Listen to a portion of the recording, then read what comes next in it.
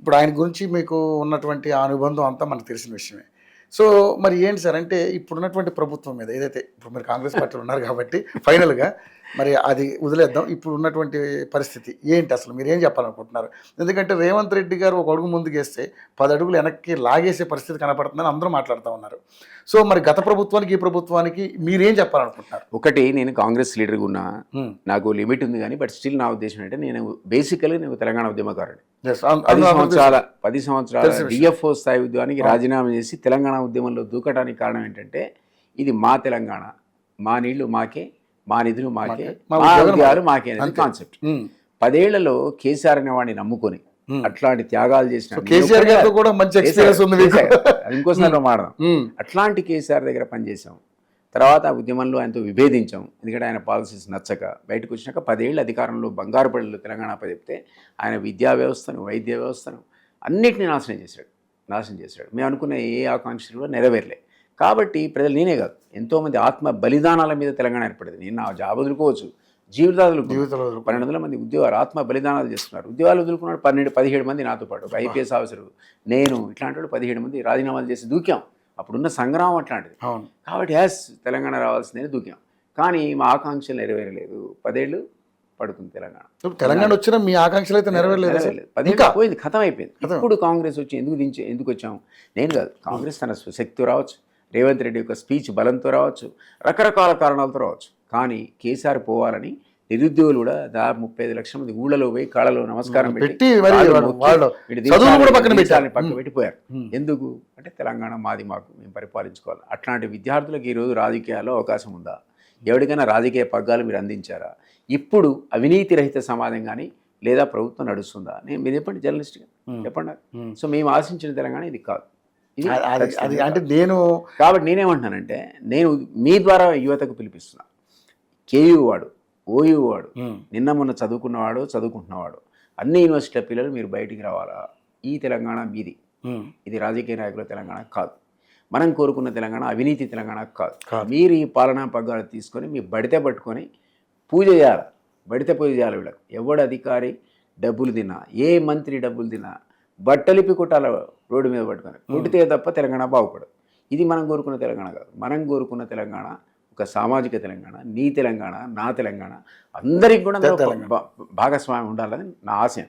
నేను నా ఉద్యోగం ఎందుకు వదులుకోవాలండి? నాకేం పని? 10 years నేను ఎందుకు కేసీఆర్తో విభేదించాలి?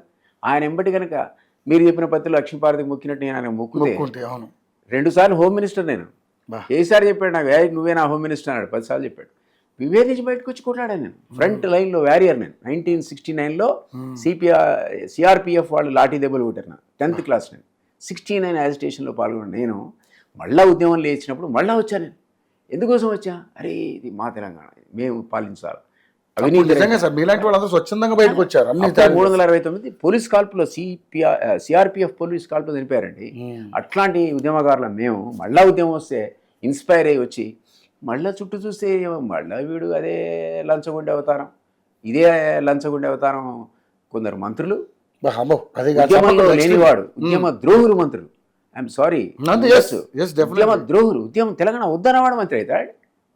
తెలంగాణ వ్యతిరేకి, నువ్వు ఉద్యమ సమైక్యవాదివి, ఇప్పుడు నువ్వు తెలంగాణ మంత్రి ఎట్లయితావు అండి?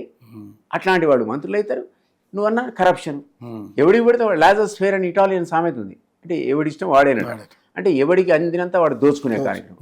నేను రేవంత్ రెడ్డిని తప్పటను. నీకు ఒక అద్భుతమైన అవకాశం వచ్చింది తెలంగాణ. ఈ అవకాశాన్ని నువ్వు ఎవరి కోసం వాడాలి? తెలంగాణ ఉద్యమం కోసం, తెలంగాణ విద్యార్థుల కోసం, తెలంగాణ యువత కోసం వాడాలి. అంతేగాని ఈ పనికిరాని విధవల కోసం, వాళ్ళ కరప్షన్ కోసం ఈ అధికారాన్ని పంచుకునే అవకాశం రేవంత్ రెడ్డి ఇవ్వకూడదు. ఇస్తే మన ఊరుకోం, మేము మళ్ళీ పోరాడతాం. మాకేం పోరాటం మనకు వెన్నతో పెట్టి విద్యానే.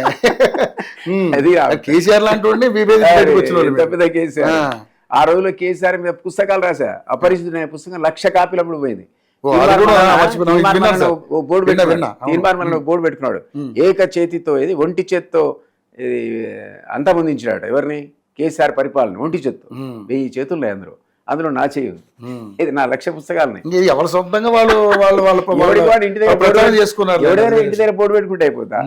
అరే కర్ణుడి చావుకి 1000 కారణాలు, కేసీఆర్ చావుకి 1000 కారణాలు. ఆ కారణంలో నేను కారణం. నాకున్న పాత్ర ఉంది. అట్లాంటప్పుడు నువ్వు ఇట్లా కుళ్ళిన సమాజాన్ని మేము చూడలేమండి. మాకు ఎప్పటివరకైతే జీవితంలో ఉమ్, ఉందో మాకు ఊపిరాడుతుందో ఈ యువకులకు మేము ఆహ్వానిస్తాం, వాళ్ళకి శిక్షణ ఇస్తాం, బడితే అందుకొని బజాయించమని చెప్తాం.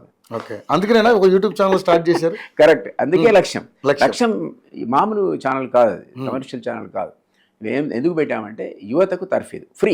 ఉమ్, నువ్వు కనుక పాలిటిక్స్ రాల్చుకుంటే ఏ పార్టీ కన్నా పోయి పొలిటికల్ ట్రైనింగ్ మేము ఇస్తాం. ఏంటి ఆ పొలిటికల్ ట్రైనింగ్స్ అంటే నీకు సోషల్ అవేర్నెస్ ఉండాలి, సామాజిక బాధ్యత ఉండాలి, నిజాయితీగా పనిచేయాలి. నువ్వు సర్పంచ్ అయితే ఏం చేయాలి, నువ్వు ఎమ్మెల్యే అయితే ఏం చేయాలి, ఎమ్మెల్సీ అయితే, రేపు మంత్రి అయితే నువ్వు ఏం చేయాలి, ఏ పార్టీ కన్నా పోను. ఉమ్, ఆ విధమైన శిక్షణతో యువత వచ్చి ఈ రాజకీయ పగ్గాలు చేపట్టేంత వరకు కూడా తెలంగాణ బాగుపడదనే లక్ష్యం పెట్టాం. ఉమ్, ఇక్కడ ఫ్రీ ట్రైనింగ్ ఇస్తాం. అట్లే మెసేజ్ ఒక ఎవరైనా కానీ త్యాగ పురుషులు ఉంటారు, లెజెండరీ లివింగ్ లెజెండ్స్ ఉంటారు. ఓ హరగోపాల్ కావచ్చు, ప్రొఫెసర్ నాగేశ్వర్ కావచ్చు, విమలక్క కావచ్చు, ఇట్లాంటి వాళ్ళతో మెసేజ్ యువతకు ఎట్లా వాళ్ళని ఇన్స్పైర్ చేయడానికి లక్ష్యం. అవును. ఆ ఛానల్ అదర్ కమర్షియల్ ఛానల్స్ లాగా కాదు, ఓకే. సోషల్ సో ఉన్నటువంటి మీ ద్వారా అప్పీల్ చేస్తున్నా. Yes. లక్ష్యం సబ్స్క్రైబ్ చేయండి, ఫ్రీ. అది మీకు ఇన్స్పిరేషన్ కోసం పెట్టాం. అవును. It's a channel to inspire youth. అంటే దాని మోటివ్ మొత్తం కూడా పొలిటికల్ గా ఎంపవర్మెంట్ ఆఫ్ యూత్. అది Yes. Objective empowerment of youth. Free. ఇక్కడ కూర్చున్నాం అండి, పని లేదు మాకు. నీలానే పరిగెత్తగలుగుతారా? నీ వయసు నాకు లేదు భయ్, కానీ నాకు ఆలోచన ఉంది. స్టిల్ నా మైండ్ పని చేస్తుంది. నీకు ట్రైనింగ్ ఇస్తా, నిన్న ఒక వెపన్ చేస్తాను నేను. ఈ వెపన్ ఒకవేళ అవినీతి మీద ప్రయోగించగలిగితే I will very happy. So అలాంటి వాళ్ళే రావాలి మీ దగ్గరికి. ఎవరైనా సరే, ఆ అభ్యుదయ భావాలు ఉన్నవాడు, ఆకాంక్ష, ఈ సమాజానికి నేను పనిచేయాలి అని కోరుకుంటే రామాది అది ఫ్రీ ట్రైనింగ్ ఇస్తాను. ఒక్క రూపాయి తీసుకున్నాను. మాకున్నా ఏం చేయాలి, నేను నాకేం పని లేదు కదా, అందుకే లక్ష్యం పెట్టా. ఓకే, సో మీ లక్ష్యం సక్సెస్ కావాలి, అలాగే Thank మీ లక్ష్యం కూడా సక్సెస్ కావాలి. అటువంటి మనుషులు మీరు తయారు చేయాలని మనస్ఫూర్తిగా కోరుకుంటున్నాను.